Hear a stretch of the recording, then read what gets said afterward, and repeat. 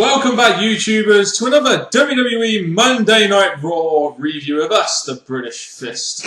You may know me as Mr. Parkin. You also definitely know this guy sitting next to me. What's his name? Say it with me, people. It's none other than NJ. What's up? Indeed. You can subscribe or above, like this video, and comment your thoughts on this edition of Raw in that comment section below. Make sure you contact us in the link in the box. Yes, indeed. Make sure you go check out our Twitters as well. I know we sound like WWE marks with this whole Twitter thing, but NJ17, Daniel_Parkin, British Fist as well. Hashtag British Fist. Hashtag British Fist for the win, indeed. And hashtag Ka-ching. We need to get that trending worldwide. And maybe even NJ is awesome. Can we get that trending worldwide? I'm just saying. But anyway, going into Raw, was this Raw 1002? I think I've already lost count. We opened up the show this week with none other than... not the biggest heel on the roster. It's none other than the GM of Raw, AJ Lee, sporting the white suit. Rather sexy looking white suit. That's better. So we don't call her Stephanie McMahon now. She's got her own suit, which is white, which is AJ. There we go. Indeed, and she gets pretty much straight down to business. Crazy chicks getting straight down to business, NJ. That's something I wish would happen a little bit more often.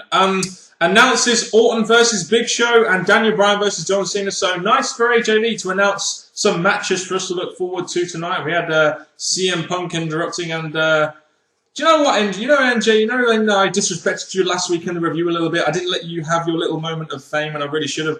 I apologise for that. I'm sorry. I really should have given you your moment of fame when you definitely deserved it, because you made some very good decisions last week, and I don't really feel I gave you the benefit of the doubt, unfortunately.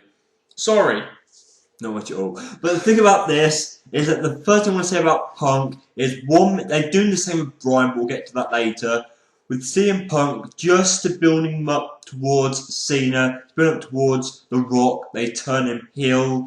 And they're already, because when he was a face, you would have CM Punk wanting matches. You would have him wanting this, wanting that. Then just to build it as a heel, they're rushing this by saying, no, I don't want to face you now. No, I don't want a match. No. Yeah, that is the thing. As soon as the guy turns heel, he becomes immediately cowardly. It's typical WWE booking there. And then we get John Cena coming out saying that you have to earn respect.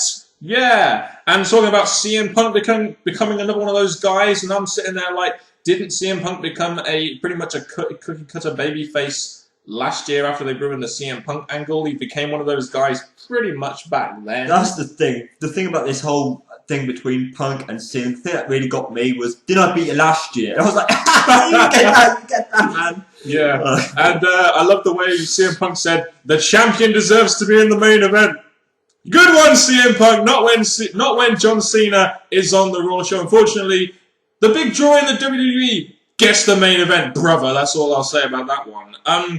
We had that little Twitter thing as well, didn't we? It was AJ Lee announced it was going to be Punk versus Kane, Miz, or Ray, and we could all vote on Twitter, yay! Because it's got to the point where WWE definitely believe us smarks that we can book better than them over Twitter. Isn't that true, NJ? Very true. But if they did go the crowd choices instead of just their own, you know, you make the fans happy that way instead of just the WWE. But sadly, within a short period of commercials, they quickly made the decision, and it's going to be Rey Mysterio, even though I really wanted to see, which didn't really happen, Punk and Kane feud. Based off the previous history, it would have been a decent match, despite the fact we've seen it quite a lot. But CM Punk versus Rey Mysterio, they generally have pretty decent chemistry in the ring.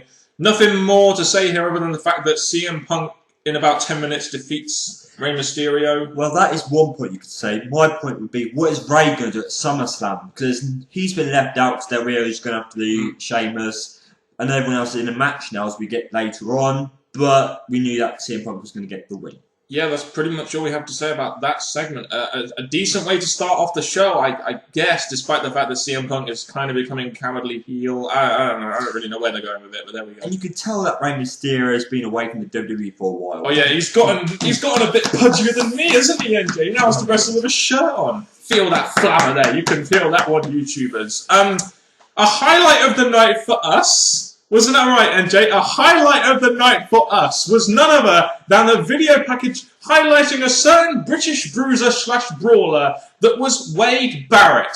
Now, it was kind of like a scene from Fight Club, wasn't it? And the fact that they're finally trying to use Wade Barrett's bare-knuckle fighting background. And, you know, I've been calling for WWE to use this. Well, thank God they've finally gone there with it. We've really been waiting for this Barrett return. We're saying that WWE need their returns, and for Barrett and all the rumours that have been said that he was meant to become the world champion or Mr. Money in the Bank. Now he's getting his video package that was very awesome indeed. It showed Wade Barrett that we want to see him in a wrestling style and also in a suit. And now we're going to get hopefully a return. Maybe it's too close to SummerSlam, but it's a possibility. Yeah, I'm Wade Barrett, and I'm returning for WWE to continue my Barrett barrage. There we go. I'm actually Mr. Parkin. I don't have any kind of barrage. What can I rhyme with? Parkin? Parkin? Something? I don't really know. You tell me in the comment section below. We had a segment next with Alberto Del Rio versus Christian. He arrived in his car. You kind of knew they were going to do something with it. And it's kind of funny how as soon as Christian loses that IC belt, he kind of becomes enhancement talent for Alberto Del Rio, sort of. And we all know that Christian can perform in the ring, even if there are fans that don't like him. But the fact that he's going against Del Rio, it was an okay match. If Christian can perform against Del Rio, who needs the wins and to go against good wrestlers. So in this match, it worked. I think my issue here is, like, you've just had this thing where he's saying, I'm not going to compete until SummerSlam. Well, since he said that, he's competed twice.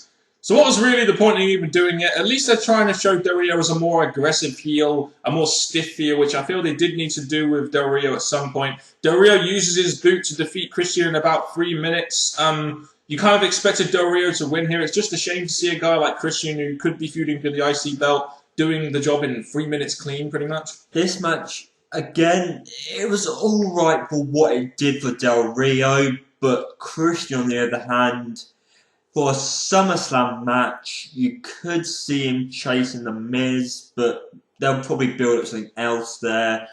But this match gave Del Rio a win, which he needed. You had Sheamus on the Titantron afterwards, basically taking Del Rio's rented car. And then they use these like little tout videos to show Sheamus with the car and what he was doing in the car. You kind of feel that before WWE used tout, they would have had like 4 or 5 really kind of entertaining backstage segments or on-street segments involving Sheamus, but instead their new little fetish with tout, they have to use tout to do it now, don't they? And that's the thing with tout, the way that Sheamus was using, it was funny because he had his little short promos, really long, that took time, quick ones, and then eventually he messes up the car. Hey, it's only you're only allowed to do 15-second clips. You have to be pretty damn quick, don't you? Especially when it's a scripted promo. Yeah, and then he ruined the car, pretty much, and brought it back, yeah. Way to get heat on Del Rio there, WWE. That's all I'll say about that segment. Big Show versus Randy Orton.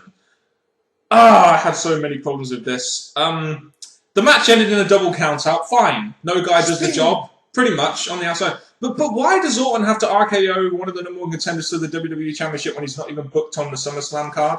We could say that this very Big Show, but when we get to the main event, something lifts him back up. Oh yeah, definitely. Well, that's always nice to see. It's always nice to see WWE, because Orton is essentially their 4th babyface now behind Cena. I guess you could say it was Punk and now Sheamus. It's like, why do they have to make this guy look so strong, really? Against Big Show, a 7'5" giant, a 7-foot giant. Well, the thing I'll say about this is that, yes, Big Show did not get the win. Yes, he got RKO'd, but at the same time, Orton still needs to look somewhat strong for whatever he's going to have at the pay-per-view.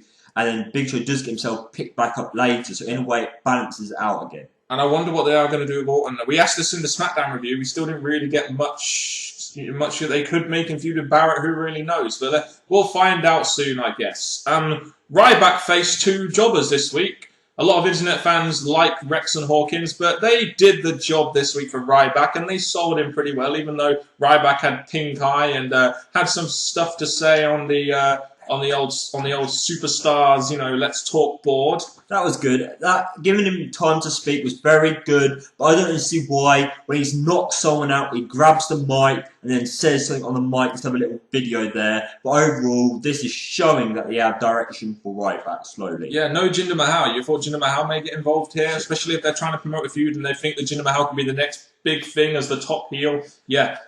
We'll move on, shall we? Epico and Primo versus the Prime Time Players. Millions of dollars, millions of dollars, millions of dollars, million. We don't have millions of dollars, but we like to think we do here at the British Fist. We like to think we're kind of draws in some way. Maybe, maybe not. Neither of them got entrances this week. Yeah. I mean, they've got 3 hours to kill, and they still can't even show tag teams entrances. What's going on? Well, they gave Abram Washington mic time at the beginning by saying hashtag this, hashtag that, and how they're the future tag. No Kobe Bryant comments this week. No rape comments this week, MJ. Not. Just one about Darren Young being as great as Mother Teresa. Yes. Basically, in this segment, we get AW is on his way out with the primetime players. Kofi and Truth come to block them off. Epico and Primo get the victory. I'm guessing they're trying to make this a triple threat tag match, possibly, even though would have been a lot better just having Kofi and Truth versus Pounds of Players, even though they pissed that away on free TV a while back. I'm perfectly really happy for a triple threat tag team because basically they've ruined the first one-on-one kind of title match. So why not give us a bigger title match or bigger tag team match at SummerSlam with the triple threat? More interesting, good performers in the ring, and eventually they'll work their way up to becoming new tag champs that way. Hey, at least the triple threat tag match wouldn't have been done. So I guess you could say that over a Primetime Players versus Kobe and Truth match. Interesting, no Rosa Mendes at ringside. Apparently she was caught intoxicated at an airport. I guess that's why we didn't get to see Epico and Primo's entrance, because it's pretty much all Rosa Mendes. And that whole tag team is pretty much Rosa Mendes. But there we go. Oh, what a segment we had next, NJ.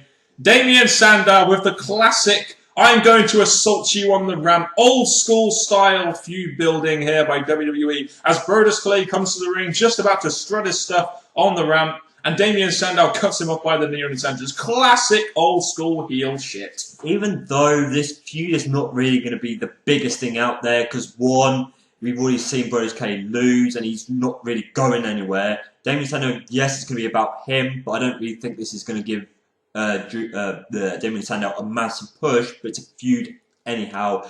The segment here, you had Sandow backstage saying how wide looked like Brodus Clay, so it makes sense for this attack, and it kicks off the feud. Hey, your martyr definitely needs a feud, and Damien Sandow and Brodus Clay could be a pay-per-view worthy feud, maybe? Throw it in there, yeah. Could throw it in there as a pre-show or something, I don't really know. One thing we did get announced on this show, though, was Kane versus Daniel Bryan. That's announced our 4th match for SummerSlam. 2 weeks away, we've got 4 matches announced. I wonder how many matches. Hope there's more than 6 this year. I'll just say a few more coming up because of this Raw. Yeah, indeed, yeah. And do you expect some Charlie Sheen involvement with this whole anger management thing they've got going with Daniel Bryan right now? I can't remember where SummerSlam's taking place, but I think is it LA? Yes, LA. Usually LA. Well, I think Charlie Sheen should be making an appearance, yes. Hopefully he does. At least he can add something to this Kane and Daniel Bryan feud. Kelly versus Eve Torres we had next. Kelly's return match, and this was first time we've had Divas action on the show for quite some time now. Nothing to do with the Divas Championship, but hey, we got some Divas action. It was 3 minutes. Yeah, is that really it? The thing I want to say about this is that, again, a lot of the fans don't really care about Divas match anymore, but the fact they're using this time now to add another match in instead of doing a video package, so like that, actually giving us another match. I think welcome back Kelly, but you're not really going to be going up against Layla, who's a face, so what's the point of this match? Yeah, exactly. And speaking of video packages, there's still a lot of video packages, but we'll skip moaning about that this week, because you guys already know how many video packages they do. In the next segment, the second hour main event, we had the return to his homeland of none other than HBK Shawn Michaels. Nice to see Shawn Michaels there, and it seems like WWE using him to try and up the buy rate maybe for this Triple H and Brock Lesnar match. You know Shawn Michaels always bring in some more buy rates when he's involved. And that's the thing. Shawn Michaels coming in, making use of his hometown, coming to the ring, getting the crowd going to see him once again. But eventually, after greeting the crowd, saying he's back in the WWE, he makes an announcement. Yes, he makes the announcement that he'll be in Triple H's corner at SummerSlam, and he don't think Brock Lesnar's going to win, does he? No, he thinks Triple H is going to win because he's his best friend, of course. But yeah, you basically get Triple H coming out in this segment, and Lesnar leaves the ring. Huh. Why? when he was supposed to be an ass kisser. I said ass kisser. That's right. Brock Lesnar, you're an ass kisser. I meant ass kicker, and you guys know I meant that. And that's the thing, because when Lesnar was in the ring, he was staring at the two there. Yes, Shawn Michaels no longer a proper full-time wrestler or wrestler at all, so maybe he could have taken them both out, but instead he just smiles, gets out the ring, and says, "I'll see you at SummerSlam." In my opinion, Brock Lesnar's gone from all the way up here, slipping down. So to be honest, as much as they should have kept him up here, the fact he's down here now, I really don't care now. Hey, why not allow Brock Lesnar to get some heat by maybe beating down the hometown hero? Is not going to have a massive, massive part in the main event at SummerSlam.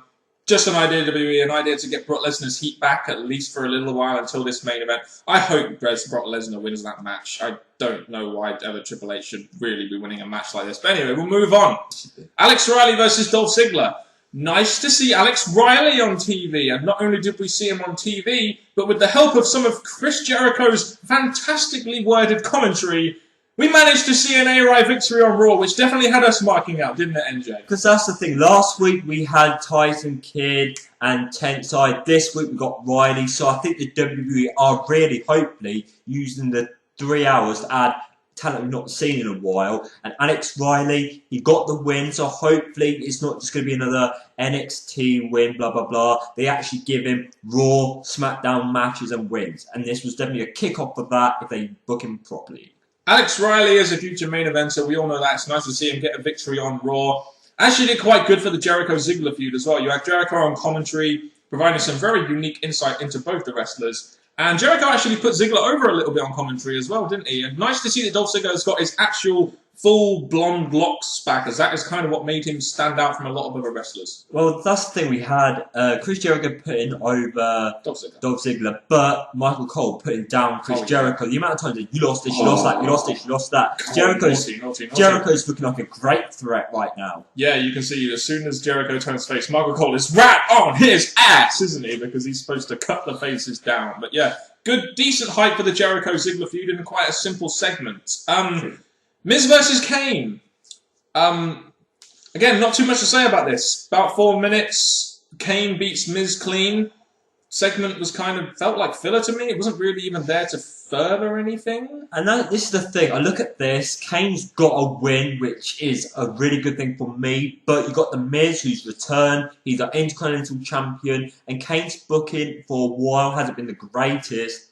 And Miz couldn't even beat him. So what is that saying for Miz's future run as the Intercontinental Champion? It begs to differ. Why even have this match if you're not going to use it to further a storyline of some kind? Why not have Miz against a jobber to at least be able to enhance his new character or new moveset or whatever he's doing right now as the IC Champion? But there we go. We then get on to our main event. A lot of Daniel Bryan fans will probably have started off very happily about this main event, but ended up with quite an ROH tier about them. John Cena versus Daniel Bryan. The first time ever on Raw.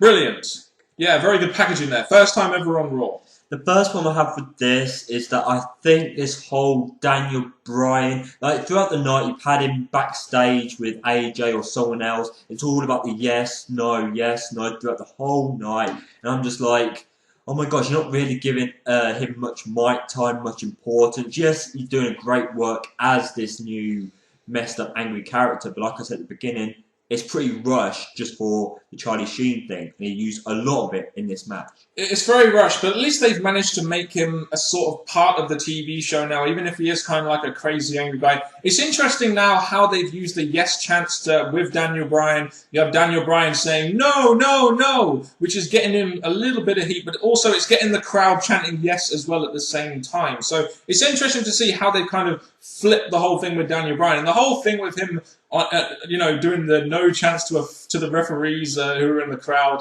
It's like pretty priceless. I love it when Daniel Bryan does that. The match itself, though, it went a little bit long. It went 14 minutes, which at the end of a 3-hour show is kind of a long time. It's kind of a long time, but the fact that Cena did not use too much Super Cena throughout this match, apart from almost near the end, we had Bryan doing some moves on Cena. Cena, yes. But when it comes to the end, the thing I want to quickly say is that you have Cena able to do his submission. Oh, yeah. When Bryan tries to do his, Cena's like, no, I'm not allowing Cena's this. no selling. He ain't selling for Daniel Bryan. He ain't selling for some indie guy, is he? No, but there we go. So Cena basically beats Daniel Bryan clean to the utter joy of the casual fans and to the utter upsettedness of the ROH bots out there. Cena wins with an AA over Daniel Bryan. And then you have the post-match segment. Out comes CM Punk demanding the respect that he probably deserves, I guess. And we see the same kind of finish as last week where Cena's trying to get Big Show up on his shoulders and CM Punk knocks them down. He then gets on commentary and cuts quite a nice promo, which I did think was good. He explained more about his heel turn and why he's doing what he's doing in the ring. But when he goes back in there to finish off, we have Big Show knocking him out and then knocking out Cena. So that's what I said earlier. Big Show, yeah, he may have got RKO'd and didn't win a match, but he just definitely lifted him back up. Does this mean John Cena's going to be riding high on the go-home show to SummerSlam? I think it does.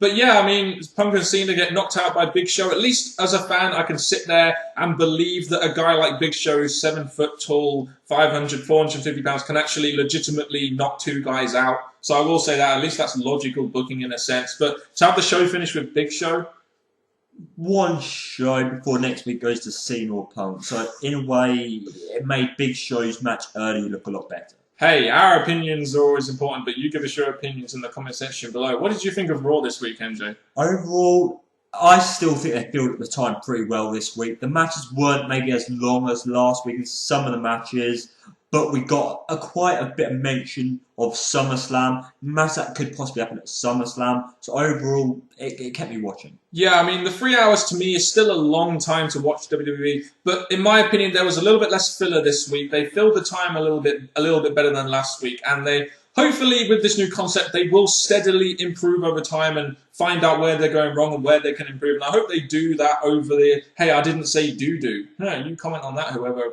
keeps bringing that one up.